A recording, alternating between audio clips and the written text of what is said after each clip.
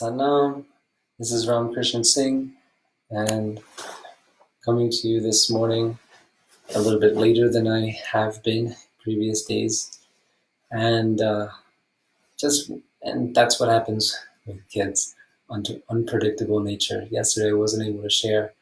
I really was bummed about that because I've been enjoying this space to share. Usually I like to write in the mornings, but this is a more efficient and effective way of expressing what's alive for me, and it just does so in a fluid way where I don't have to think, I don't have to move, it doesn't get restricted by how fast I can write and all this.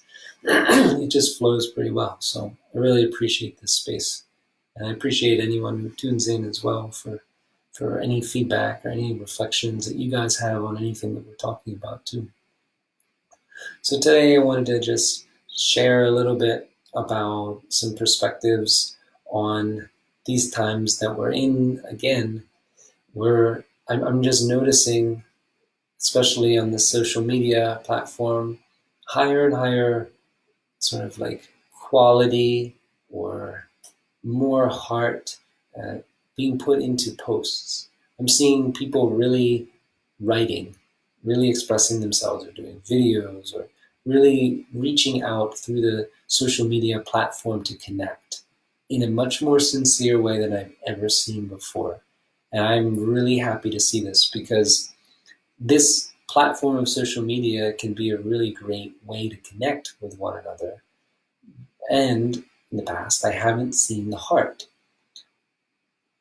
In this time of quarantine, we're really learning how to engage our hearts more, to reach out at the same time as we're using this social media platform. So it's becoming more of an energetic connection than just the mental connection through the social media platform.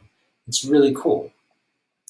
So what I'm noticing in myself too is sometimes I'm spending a lot more time on the computer or the social media than I'd really like to be. And so that's what I wanted to reflect on today is social media and this age where we have so much information available to us at our fingertips every moment. And yet what of the information is really like helpful? What's really going to positively impact us? And just the reality is that the more information that we take in, the more information that we need to process. And just the reality of being alive in this moment, we're receiving tremendous amount of information through our senses that we're not necessarily conscious of at all. There's electromagnetic frequencies and pulses and rhythms that are impacting our biology, that we're processing that information constantly. There's the sounds that we're surrounded by, especially in a city. There's all sorts of, you could say, incoherent sounds going in all sorts of directions that is constantly impacting our psyche. We're processing that information, all the stimulation and the visuals and all of this is information that's being processed. And there's a tremendous amount of it just by being alive at this time.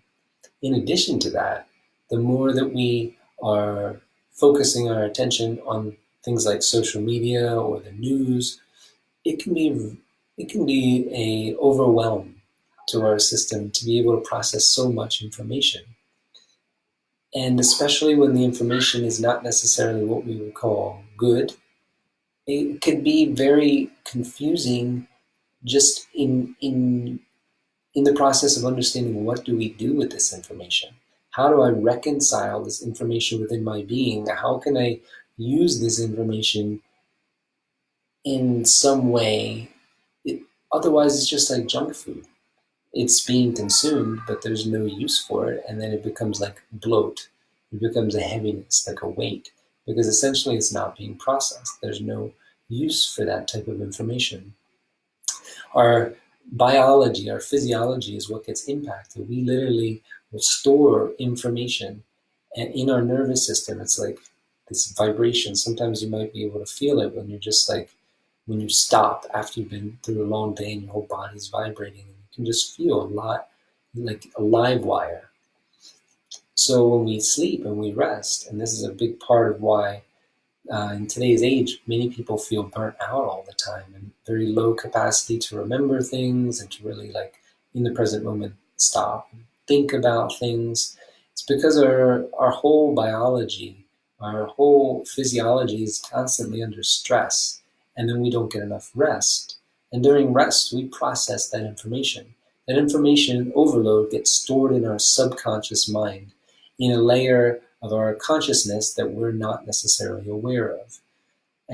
But it's happening all the time. It's literally stored there, and it gets, like, repeated and reacted to, and it's just within our psyche.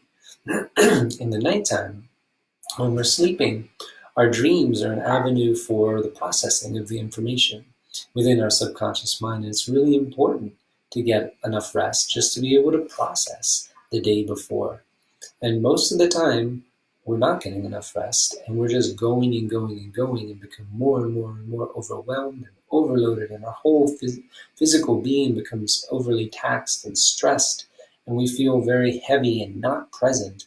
And that's all just a reality of the times that we're in, of information overload.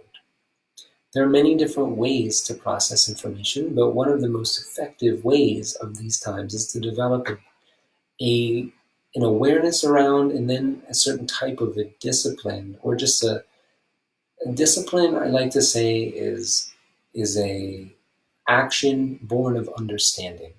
So we just understand the science of how too much information can be overwhelming, and so we limit ourselves and we just consume certain types of information certain times. But we develop that around the social media or wherever we're getting too much information that's not really useful. And that could be positive or negative. Too much positive information that's not useful at all can just keep our head in the clouds and spinning and spinning and spinning, and not really feeling like our feet are on the earth and we're connected to this present moment. So it's something that I've noticed in myself, that when I spend a lot of time with social media, the next morning I notice in my meditation that my mind is just rolling in whatever it was that I was consuming the day before. That's a lot of the time. And if I ever watch a movie with my family, the next morning the same thing. There's, like, scenarios of the world of the movie that I had just watched playing themselves out all throughout. That's me in the morning going into my subconscious and clearing it out by bringing more and more awareness to it, by focusing my mind and consolidating and being as present as possible, letting that load come to my awareness, and then be processed, so that I can go deeper and deeper into this present moment, because that's what we're going to experience in this present moment. The only thing between us and this present moment fully is our mind, literally. So it's like at the base, the root of the mind is what we call the unconscious. Then between the conscious, which is at the top, and the unconscious is the subconscious. The subconscious is where our experience gets stored. Our preferences, likes, dislikes, impulses, all of that is within, encoded, and patterned within the subconscious mind. All the information we take in, it gets taken in and stuffed into that unconscious mind, because we're not able to process it in the moment and act upon it and give it some sort of life through us. So therefore it gets stuffed down for later, hoarded, held onto. It can feel like a burden. It dulls our mind. So again, this limiting of what type of information we're going to consume is a really important factor in wanting to be able to show up more and more fully to this present moment, and to experience life directly and not through a lens filtered by our subconscious impulses, because we just don't take the time to process. Our lifestyle doesn't allow it. So a practice like meditation, or it could be physical practice, or it could be emotional practice, it could be any angle of practice that you want. But it's a period of time that you take to basically stop the activity and to just become aware of what is going on for you, what's happening.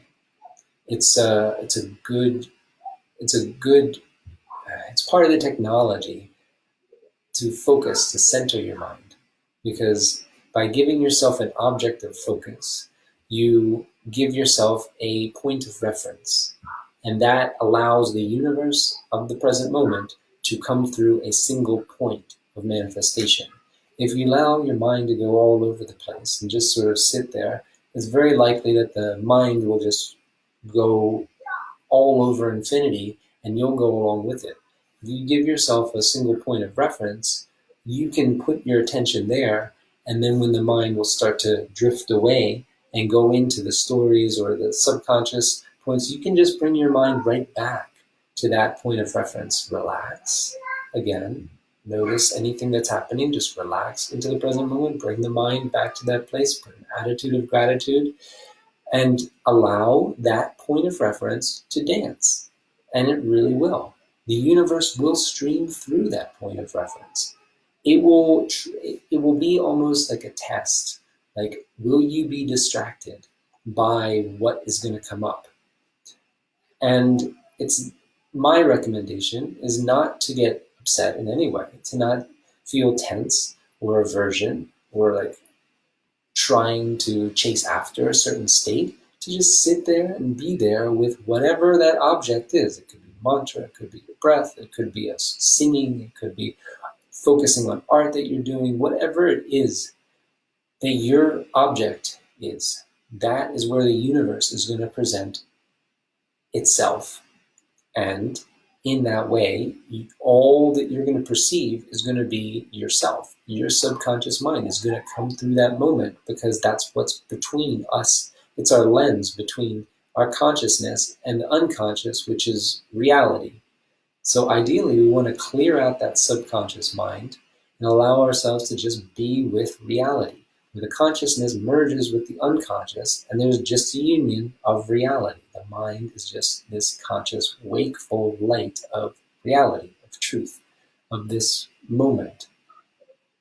So the consumption can be a really huge burden to us. In this time, so much is available to us, no reason to stop looking at and consuming, but at the same time, it does impact our psyche. It does impact our ability to show up. It does impact our ability to feel connection. So I think it's a really cool time that we're in, because we're learning how to navigate the world as a spiritual practice. This is what it is for me. Life is becoming more and more the spiritual practice, and just understanding how every dynamic and aspect of life is the spiritual practice, is where we apply discipline so that we can embody the authenticity of who we are to our fullest capacity. So when we're looking at these social media things, it's really important to ask ourselves, is this beneficial? Okay, yeah, it's inspiring, it's positive, I feel good with it. Okay, well, what do I do with that? Do I keep looking for more to feel more good and more of that same feeling? Do I use that feeling that inspiration has given me to channel it into a way that directly affects this present moment in the three-dimensional way, or in a way that I plan for my future, or in a way that's productive, or it's just a way that grounds the energy? Or am I just getting caught in like a more pursuit of more of it? On the flip side, if I'm experiencing a negativity and a lowness, is that really helpful? Well, it informs me about what's going on. Well, what's going on is also an angle of perception based on human perspective of what life is. And it's really, if you want to get into things, you could go a lot deeper with what's going on. There are many different ways of looking at things. And ultimately, it's just this dance of particles anyway. Really, that's what it is, in one way of looking at it too. So you can completely like neutralize whatever's going on by just going to that level of reality too, if you want to. But anyway, is it a positive thing? Is it a negative thing? If it's positive, are you using that in some way? If it's negative, are you allowing that to inspire change or growth within yourself? Or can you use that negative in a way that's productive, it's creative, it's contributive? And if not, if neither of those polarities actually gives like a beneficial aspect to our life, then do we even need it? Because the reality is we're going to need to process it anyway. We're choosing it, we're going to take it, we're going to hoard it, hold it for later. Are we actually taking the time to process it, whether it's through good rest and sleep or physical activity or whatever method that helps us process so that we can just be present and be ourselves. And because the only thing that we're really seeking, this is another video I think I'd like to do, but this is a concept that I'm exploring how to best sort of share. And it's this idea that what we really are seeking is found through this present moment. And it's not a concept of trying to achieve something.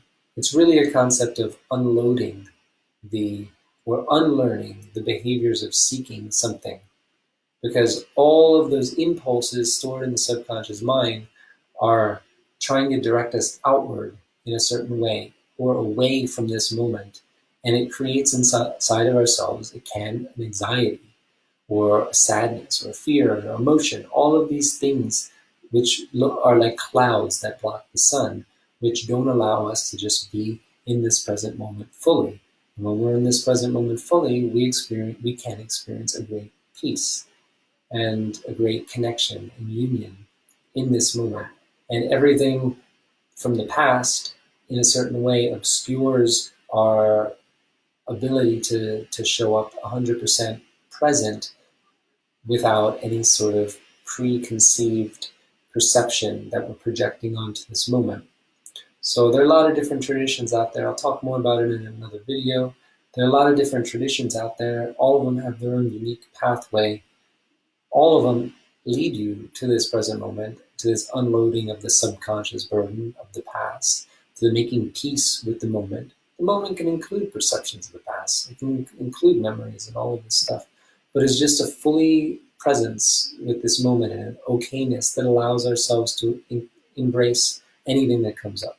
Positive, negative, neutral, whatever it is. We're open to it. We're present with it. We hold whatever it is. We are not chasing after anything else. We feel complete. So those are some reflections for today. Thank you for sharing with me, for being a part of this sharing, for sharing feedback, for being you, and I'm grateful for the opportunity. Sat down.